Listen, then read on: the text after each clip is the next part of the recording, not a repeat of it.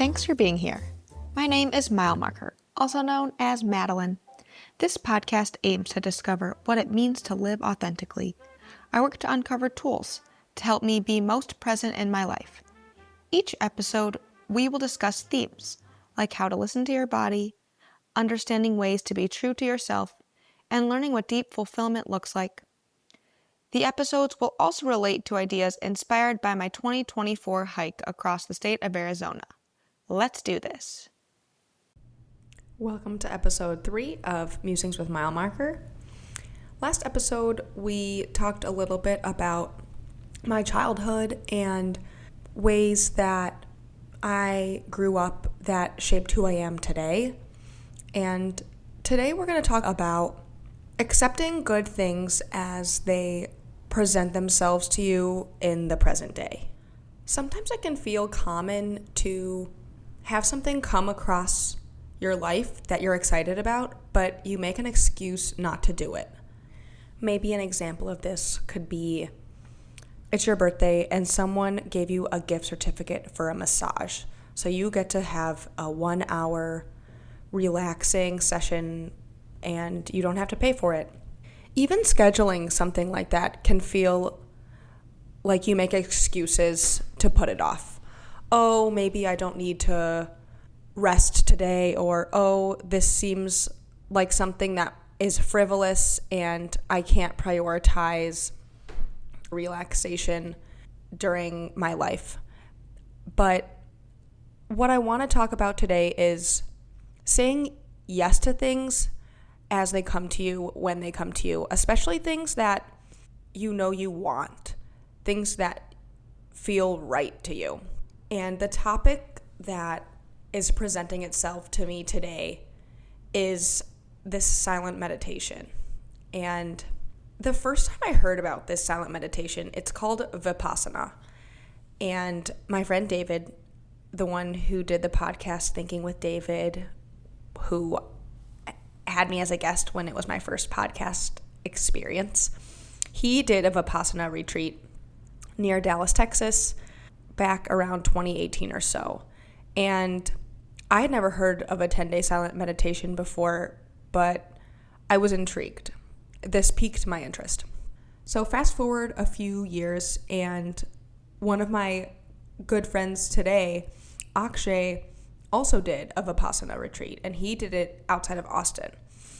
And he said he had a transformative experience, that it was really, really good, and he recommended it to me. So I've had 2 people that have done this retreat, and I thought, this is interesting to me, and it's something that I might want to do.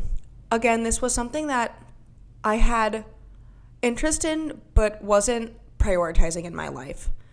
However, when I, entered this year with this idea of learning how to listen to my body and trying to focus on doing activities that really feel right for me. So on March 5th, I entered into a waitlist. The way that this meditation center works is that they have different classes or different retreats of different durations. And the 10-day retreat seems like the one that I wanted to try. And there are a lot of different sessions that this occurs in, but they fill up really quickly. And the one that was coming up recently was already full, and so I entered a wait list. On March 16th, I received another email saying, "Hello, you're still on the wait list. Stay tuned." And at this point, I didn't expect to get in because a wait list that's this close to the start date was not something that I thought was realistically going to open up. So then fast forward to Tuesday, the 8th of April. I got an email saying, "You have been removed from the waitlist and are accepted into the class. Please confirm in 48 hours if you would like to attend." So I was really shocked and excited. And interestingly enough, the 10-day period I thought that I had signed up for was from April 24th until early May. But somehow I had been mistaken because the actual date was to begin on Wednesday, the 16th of April, which was literally 1 week basically from me getting this email. So I accepted because there are a lot of hurdles that I'm going to dive into that I could have used as excuses to prevent me from accepting this offer. For example, I have a day job. I had to coordinate pausing my life for 10 days with only 1 week to spare. And this is a perfect example of something that has entered into my life that I could easily come up with an excuse just to not do. But this is something that I am interested in, and it's something that will hopefully add illumination into my life and will be an enriching experience in my life. So I'm not going to make excuses. I'm going to do what I need to do and prepare to enter into this adventure. So I'm going to talk about the logistics of saying yes. I need to request 7 days of PTO.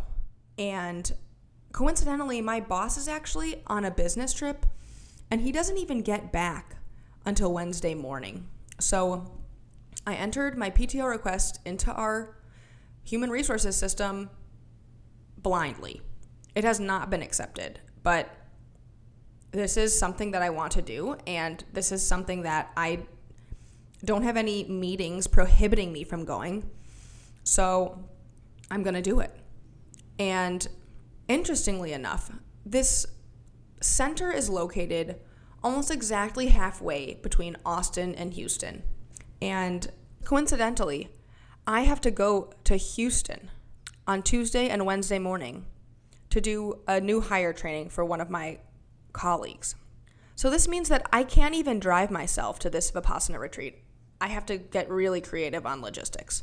I have to be in Houston through Wednesday around noon. But I have two choices. I can just Uber from downtown Houston to the center, which is an option. It'll take an hour and a half. Or I just entered my name onto a ride share board. So perhaps someone else that's also taking this course will be able to take me from Houston to the center. But then that still leaves how I'm going to get home from the center back to Austin.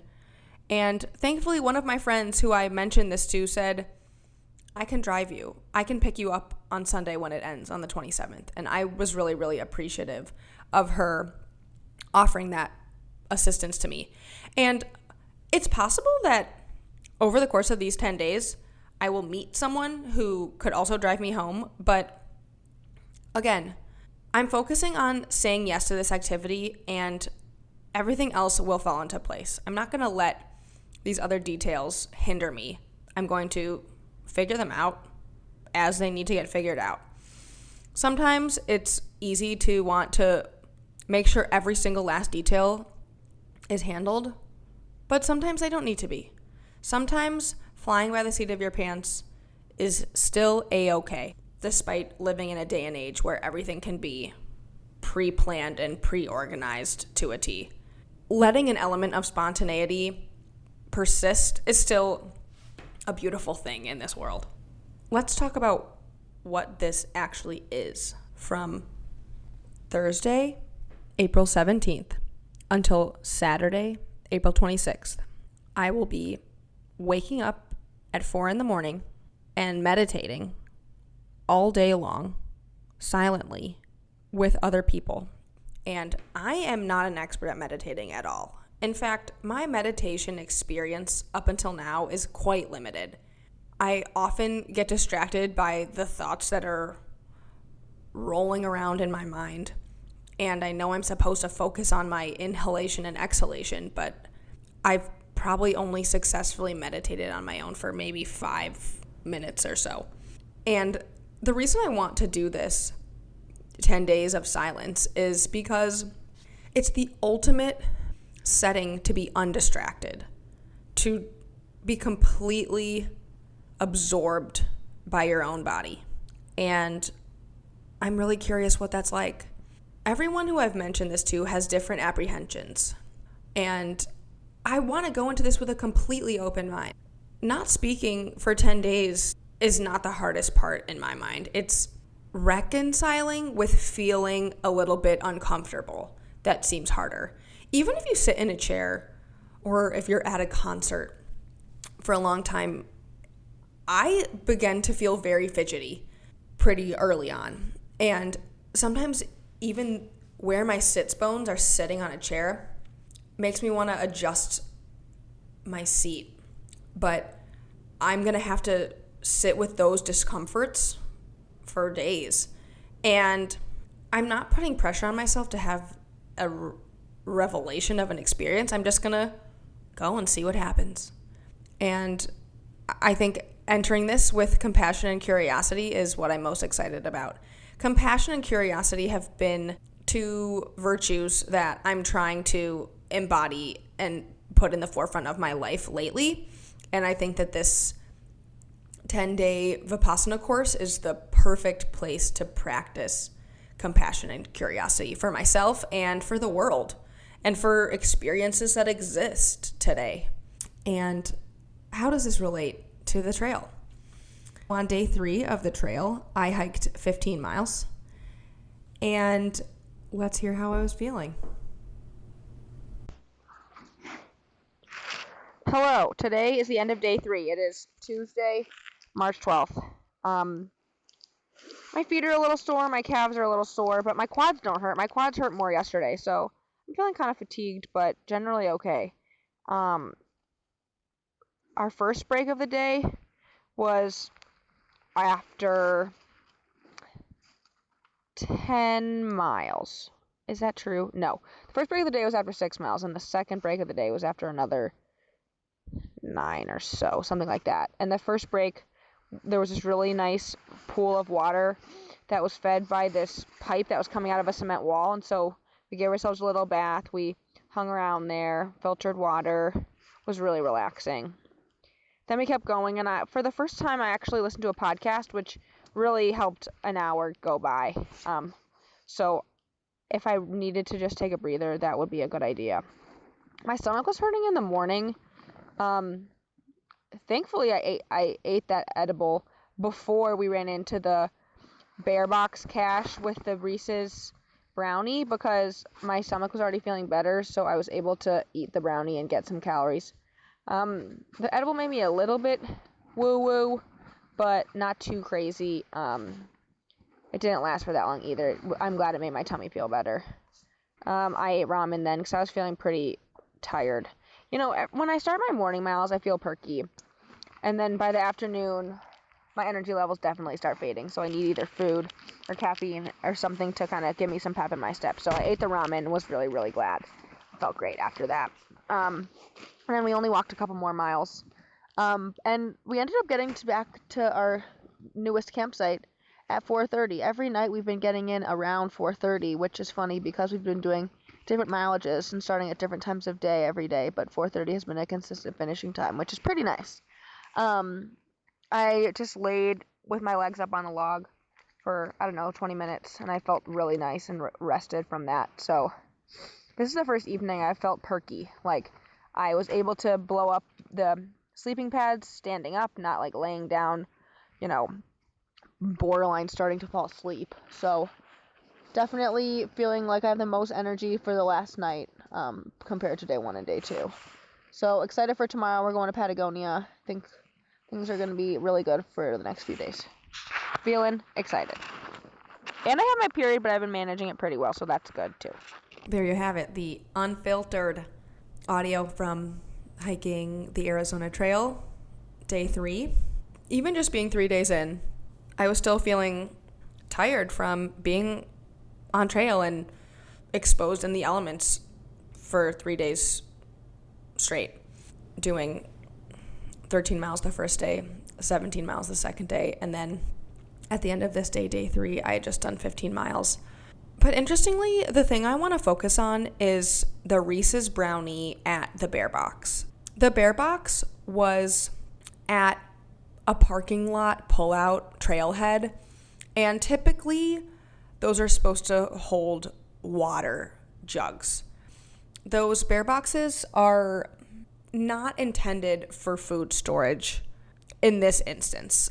I think there are some bear boxes on some trails that you're supposed to be storing your food. For this particular one, it was at a trailhead and the intended purpose was for water jugs. When we got there were a few water jugs. Some had water in them, some were empty, but there was this Reese's brownie and it was big. It was probably, I don't know, maybe a half a pound. And it was some very shelf stable with a ton of preservatives brownie that was loaded with Reese's peanut butter cups. And the first thing when I saw that brownie was, oh, someone left this brownie here for someone to have. But that person isn't me. This brownie isn't for me, was the first thing that crossed my mind. But we're at this bear box, and why am I telling myself that this brownie isn't for me? It's meant for someone. It's meant for a hiker. If it had been left there with the intention of someone saving it for themselves for the future, it would have had a note on it that says, do not eat. I will be back to claim my snack on this date. But someone had left it behind with the intention of a new hiker coming upon it and eating it. But thankfully, my hiking partner after birth said, no, we're definitely taking this brownie and we're going to eat it. And being only 3 days in, I didn't understand the really critical point that calories were our lifeblood. Calories were something not to be taken for granted at all. And if we are coming upon this truly magical and unanticipated brownie, this is a good thing we should accept. This good brownie is meant for us to enjoy. These macros are for our bodies to thrive on. I don't recall if we ate the brownie right away or if we hiked a little more and then had it as a snack, but definitely the fuel that this brownie provided kept me going and was delicious. So I think back to this moment of why was my instinct that this good omen is not one I should accept? And I can't explain it, and I don't necessarily want to spend this podcast thinking about why am I opposed to recognizing something that is right in my lap and it's something that is going to provide me aid. But in hindsight, I'm so glad that my partner said, this is our brownie. We are absolutely taking it and we're going to enjoy it and receive its glory, because it really was fuel and excellent.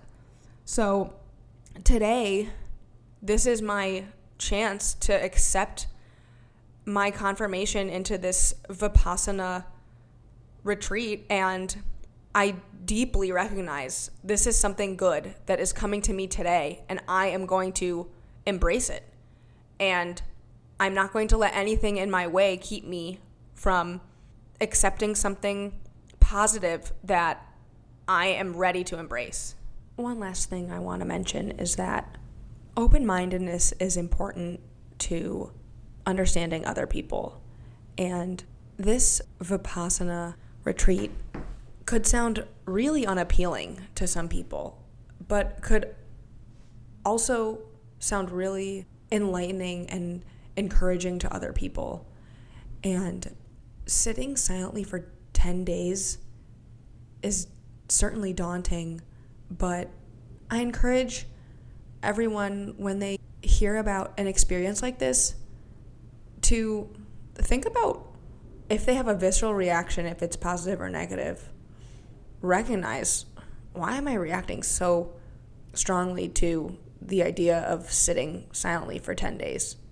You know, people many moons ago, let's just say hunter-gatherers, sat silently for days on end all the time, I'm sure.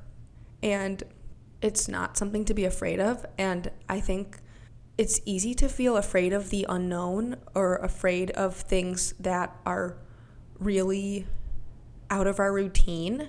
But I think things like that are even more important to accept. And the timing of things is really important too. Maybe I wasn't ready, or my life didn't want me to enter into a retreat like this earlier in my life, but now is the time, and I accept that now is the time. And so if there are things in your life that you've been wanting to do and you really do feel like now is the time, don't let an excuse hold you back. Don't let anyone tell you that Reese's brownie in that bear box that you stumbled upon isn't for you. Embrace life as it comes to you and reflect on what is really important, because that's what I'm going to try to do as much as I can this year. And this podcast is a great way for me to do that by listening to my hiking memories, but also by focusing on every day of 2025 and seeing what we can achieve. That's going to wrap things up. And I would like to also say, if you want to reach me, send me an email at musingswithmilemarker@gmail.com. That concludes this episode of Musings with Milemarker. Thanks for listening. The intro and outro music are from a track called Wake Robin, composed and recorded by my late grandfather, Bob Ackery. Cover art for this podcast was designed by Polly Morwood.